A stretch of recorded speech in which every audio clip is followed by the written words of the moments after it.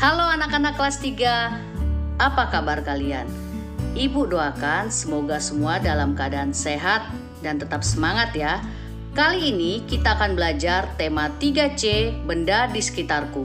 Subtema 2, wujud benda, pembelajaran 3, bahasa Indonesia dan matematika. Sebelum kita mulai pelajaran kita, mari kita berdoa kepada Tuhan Yang Maha Esa. Kita mengucap syukur atas segala kasih karunia yang telah Tuhan berikan kepada kita hingga sampai saat ini kita dalam keadaan sehat. Nah, sekarang siapkan diri kalian untuk pelajaran hari ini. Ayo mengamati. Anak-anak, sekarang coba kalian perhatikan gambar berikut ini. Kira-kira gambar apa ya ini? Ya, ini adalah gambar kelas dengan berbagai macam benda yang biasa kalian temukan di kelas. Aduh, kalian jadi ingat kelas kalian ya? Sabar ya anak-anak, kita doakan bersama semoga pandemi COVID-19 segera berakhir sehingga kita dapat bertemu kembali di kelas kita dalam kegiatan belajar mengajar. Coba sebutkan contoh benda-benda padat yang terdapat pada gambar. Kita bisa melihat ada papan tulis, jam dinding, meja, kursi, jendela, pintu, buku, lemari, dan masih banyak benda-benda padat yang terdapat pada gambar. Apa persamaan ciri-ciri benda-benda tersebut sehingga dikelompokkan dalam benda padat? Persamaan ciri benda-benda tersebut adalah bentuknya tetap dan memiliki massa. Agar anak-anak bisa lebih memahami, ayo kita tonton video berikut ini. Benda padat. Perhatikan kumpulan batu berikut. Salah satu batu dimasukkan ke dalam gelas. Bentuknya tetap. Batu dapat dipegang dan digenggam. Bentuknya pun tetap. Batu dimasukkan ke dalam kantong plastik. Ukurannya pun tetap sama. Jadi, ditempatkan di mana saja, bentuk benda padat tidak berubah. Di samping bentuknya tetap, ukuran benda padat juga tetap. Ditempatkan di mana saja, ukurannya tidak berubah. Dari video tadi, kita belajar sifat-sifat benda padat, yaitu bentuk benda padat tetap, tidak mengikuti bentuk wadahnya. Benda padat memiliki massa atau berat. Batu berukuran sekepal tangan. Jika kita masukkan ke dalam toples kaca, ukurannya tetap. Begitu juga jika batu kita pindahkan dan kita masukkan ke dalam kantung plastik, maka ukurannya tetap. Ini membuktikan bahwa ciri-ciri benda padat walau dipindah, bentuk benda padat tetap dan ukuran benda padat tetap. Perhatikan gambar pensil. Pensil dipindah dari meja ke mangkuk. Pensil dipindah dari mangkuk ke gelas. Bentuk pensil tidak berubah. Ukuran pensil tidak berubah. Walau dipindah, bentuk dan ukuran pensil tetap. Pensil adalah benda padat. Untuk dapat mengenali wujud benda, kamu harus memahami sifat-sifat benda tersebut. Benda padat, benda cair, dan benda gas memiliki sifat yang berbeda. Untuk itu, lakukanlah percobaan berikut. Alat dan bahan yang kamu butuhkan adalah boneka, meja, lemari, tas, dan penggaris. Cara kerja. 1. Ambillah sebuah penggaris, letakkan di dalam tas. Kemudian, pindahkan ke atas meja. Apakah bentuk dan besarnya berubah? 2. Simpan boneka di dalam tas selama beberapa hari. Apakah boneka itu bertambah besar? 3. Amati juga lemari di rumahmu. Apakah bentuknya berubah dari hari ke hari? Tabel hasil pengamatan ini dapat membantu kalian untuk mengelompokkan benda berdasarkan bentuknya. Apakah bentuknya berubah-ubah atau bentuknya tetap? Di sini kita mengetahui bahwa benda-benda, penggaris, boneka, dan lemari sama-sama bentuknya tetap. Ayo diskusi. Penggaris yang disimpan di dalam tas dan dipindahkan ke atas meja memiliki bentuk dan ukuran yang tetap. Boneka yang disimpan di dalam tas selama beberapa hari memiliki ukuran yang tetap, tidak berubah. Lemari yang ada di dalam kamar juga memiliki bentuk yang tetap, tidak berubah. Benda padat juga menempati ruang. Perhatikanlah boneka. Tentu boneka tidak akan dapat kamu masukkan ke dalam saku baju. Boneka membutuhkan ruang yang cukup. Hal itu menunjukkan benda padat menempati ruang. Dari hasil pengamatan tadi, diskusikan bersama anggota keluargamu di rumah. Apa sifat-sifat benda padat? Ayo berlatih. Beri tanda centang untuk benda padat. Yang termasuk benda padat adalah mentega, batu, kapur barus, kaleng biskuit, tepung terigu, es krim, es batu, dan kotak pensil. Kini aku tahu, benda padat tidak dapat berubah bentuk sesuai wadah yang ditempatinya. Benda padat hanya dapat berubah bila kita melakukan suatu tindakan, misalnya memotong atau menekan. Ayo berlatih. Lengkapilah pernyataan dengan memilih kata yang tersedia di dalam kotak. 1. Bentuk benda padat tetap meskipun dipindahkan ke berbagai wadah. 2. Contoh benda padat adalah kayu dan es. 3. Batu bersifat keras, sedangkan mentega bersifat lunak. 4. Jika ditarik, maka karet bersifat lentur dan kertas bersifat rapuh. 5. Plastisin akan berubah bentuk jika ditekan. Anak-anak, sekarang kita belajar matematika ya. Ayo belajar. Kita telah dapat menyimpulkan bahwa bentuk benda padat tidak berubah meskipun berpindah tempat. Sebuah uang logam tidak akan berubah bentuknya walaupun dibawa ke kota lain yang berjarak ratusan kilometer. Sekarang, mari pelajari soal-soal tentang jarak berikut ini. Sebuah paket boneka dikirimkan dari kota A ke kota C. Sebelum sampai di kota C, paket harus melalui kota B. Jarak dari kota A ke kota B adalah 5 km. Jarak dari kota B ke kota C adalah 6 km. Berapa jauh jarak pengiriman paket dari kota A ke kota C?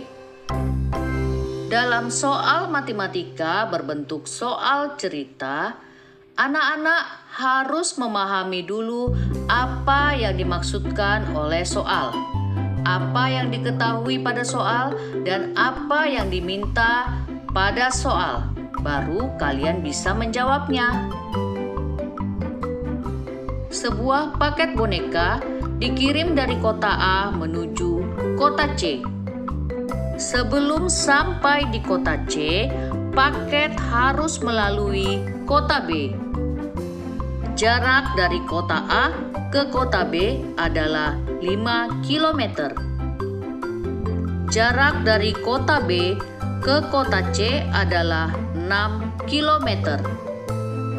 Berapa jauh jarak pengiriman paket dari kota A ke kota C? Jarak perjalanan pengiriman paket adalah 5 km ditambah 6 km sama dengan 11 km. Sekarang kita akan mencoba menyelesaikan soal cerita yang terdapat pada buku tematik kita halaman 65. Kerjakan soal-soal berikut ini. Kita mulai dulu ya soal nomor 1. Bacakan soalnya. Seorang atlet mengikuti lomba lari 200 meter. Ia telah berlari menempuh jarak 135 meter. Berapa meter sisa jarak yang harus ditempuh untuk mencapai garis finish? Kalau soal cerita, apa dulu yang harus kalian pikirkan? Baca dulu soalnya, pahami soalnya, apa yang diminta, apa yang diketahui, lalu baru bisa kalian menyelesaikan soal tersebut. Itu kelebihan dari soal cerita. Memang sedikit lebih berat, tapi dengan adanya soal cerita, kalian jadi lebih bisa paham. Karena kalian diminta untuk membayangkan. Yuk kita mulai. Seorang atlet mengikuti lomba lari 200 meter.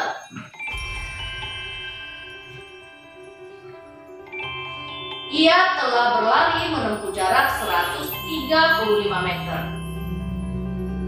Berapa meter sisa jarak yang harus ditempuh untuk mencapai garis finish? Ingat, yang diminta adalah sisa.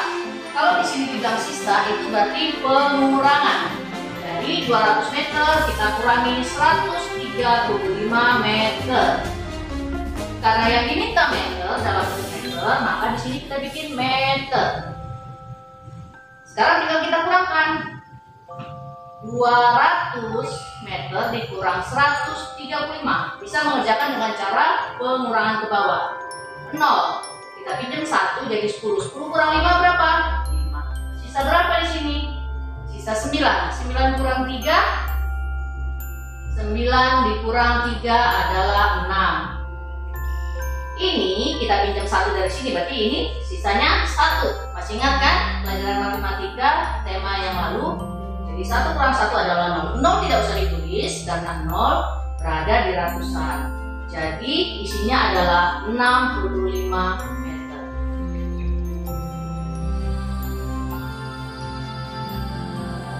Kita ke soal nomor 6. Truk pengangkut air harus mengantarkan pasokan air bersih ke desa Jayamukti. Setelah setengah perjalanan, truk mengalami pecah ban sehingga ban harus diganti terlebih dahulu. Jika dari titik keberangkatan truk telah menempuh perjalanan sejauh 4 km, berapa sisa jarak menuju ke desa Jayamukti? Berapa jarak keseluruhan yang ditempuh truk untuk mengantarkan air? Pertama, kita bikin dulu titik berangkatnya truk ke desa Jayamukti.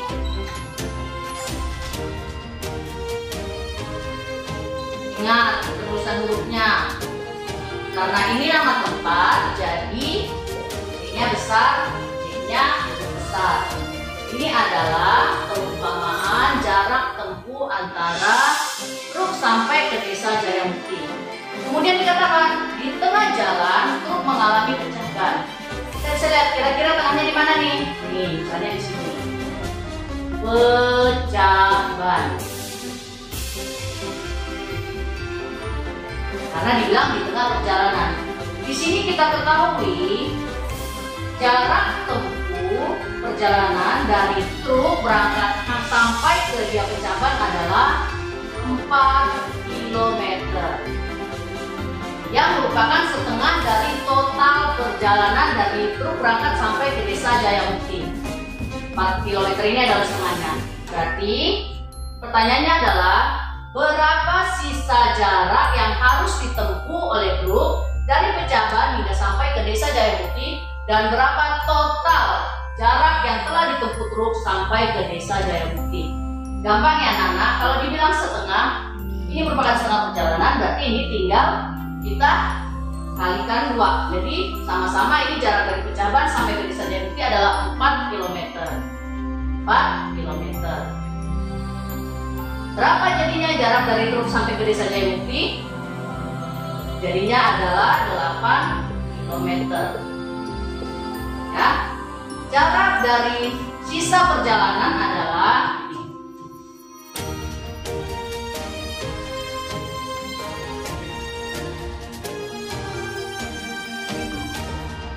4 km, sedangkan jarak tempuh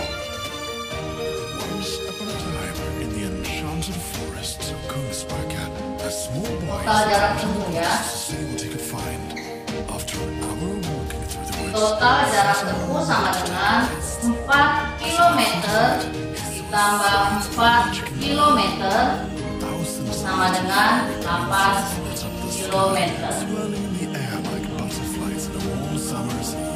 Dari penjelasan cara penyelesaian soal cerita tadi, tugas anak-anak adalah mengerjakan halaman 65 yang terdapat pada buku paket tema 3C. Jawaban ditulis di buku tulis khusus tematik PJJ. Fotokan dan kirim ke Google Classroom sesuai dengan penugasan ya. Sekarang kita lanjutkan ke pembelajaran 6 pada halaman 78. Pelajaran Bahasa Indonesia. Ayo mendengarkan. Beraneka wujud benda. Di sekitar kita banyak terdapat benda. Benda-benda itu berwujud padat, cair, dan gas. Maha Kuasa Tuhan yang telah menciptakan berbagai wujud benda. Wujud benda tersebut diciptakan sesuai dengan manfaat dan kegunaannya. Kita harus bersyukur atas karunia tersebut. Coba amati air minum yang kita minum. Air diciptakan dalam wujud cair sehingga kita dapat meminumnya. Jika air berwujud padat seperti es, tentu kita tidak dapat meminumnya. Begitu pula dengan udara yang berwujud gas. Jika udara tidak berwujud gas, maka kita tidak dapat bernafas dengannya. Ayo berlatih. Perhatikan gambar bagan berikut. Benda berdasarkan wujudnya terdiri dari benda padat, benda cair, benda gas. Berdasarkan sifatnya, benda padat memiliki bentuk tetap. Benda cair memiliki sifat mengikuti bentuk wadahnya. Benda gas memiliki sifat mengikuti bentuk wadahnya. Contoh dari benda padat adalah meja, kursi, dan batu. Contoh dari benda cair adalah air, kecap, dan sirup. Sedangkan contoh dari benda gas adalah udara, awan, dan asap. Ayo diskusi. Di alam, air berada dalam 3 wujud. Hal ini dikarenakan air dapat berubah wujud karena adanya perubahan lingkungan yang terjadi. Bahkan, 3 wujud dari air dapat terjadi secara berurutan dalam satu peristiwa yang selalu terjadi di sekitar kita. Dari keterangan yang telah dibacakan tadi, dapatkah anak-anak menjawab pertanyaan berikut ini? Peristiwa apakah yang dimaksud teks di samping? Apa saja benda yang merupakan 3 wujud air dalam peristiwa tersebut? Jelaskan proses terjadinya peristiwa tersebut. Sebelum kalian menjawabnya, coba kalian tonton video berikut ini. Setelah kalian menonton video ini, Ibu yakin kalian pasti bisa menjawab pertanyaan-pertanyaan tadi. Selamat menyaksikan.